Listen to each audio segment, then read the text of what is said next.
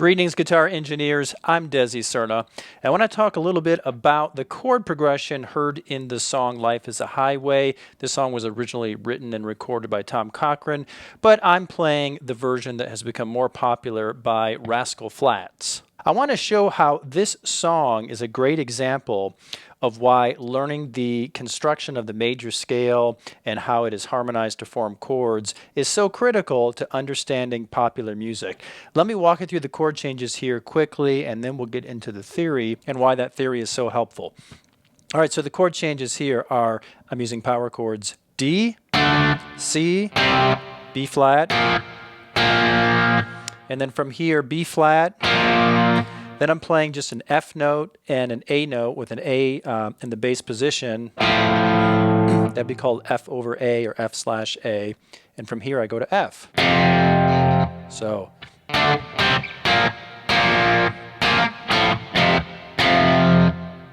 After this, that's B flat, F, C. And this is followed by. So here I go back to the B flat, and I'm taking my index finger on and off, so I'm going back and forth between that B flat power chord and that F over A. Then F, and then back to C. From here, a little bit of a riff there.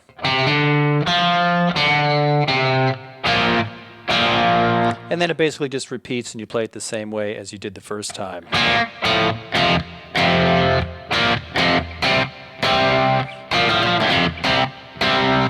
All right, so let's talk about what's happening here.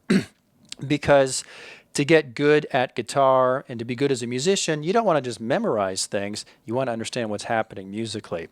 Everything here fits into the F major scale. And if you're familiar with the major scale and its construction and how you would stack the notes of the major scale to create chords, you would get this pattern of chords: F, G minor, A minor, B flat, C, D minor, E minor, flat 5, and F again. Now, the chords that are used the most in popular music are the first 6. And we are using the first, the 4th, 5th, and 6th chords in this song. And actually, those chords get used the most by far. So if we think about how these chords are moving through the major scale, let's think about it. This is.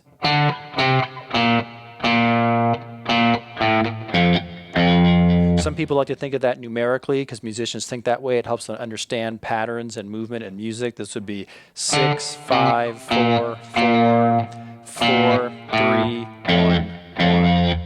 If I played this using full chord shapes, it would be D minor, C, B flat, then B flat, F with an A in the bass. That's a first inversion of an F chord. F is made up of the notes F, A, and C. F, A, C. And so you're putting its third in the bass position. That's a first inversion there. So with full chords,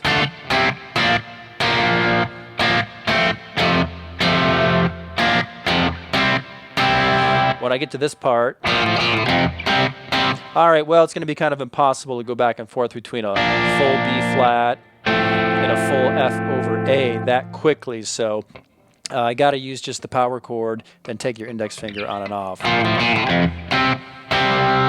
But it's important to think about what the full chords would be when you're playing power chord songs, because that's going to give you more information and help you understand like what's happening musically and how this fits into a key. So as you can see, rather than just being random notes strung together, these notes are all related because they're all in the same key and they all come from the same major scale. And that's one of the reasons why this progression sounds so good, because the notes have a relationship and you're moving through a key and moving through a scale.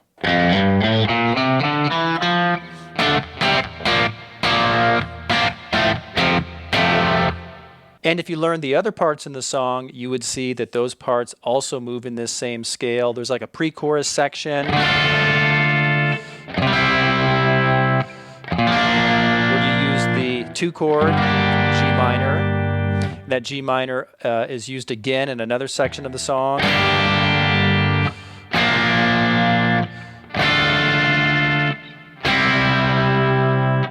And if you analyze the guitar solos and the vocal melody, you would see that they're using notes that are related to this F major scale, sometimes the F major pentatonic, which is just a simplified version of the F scale. All this to say, when you learn a song, it's important to understand why the notes of that song go together. So this involves understanding what key you're in and understanding what scales you might be moving through.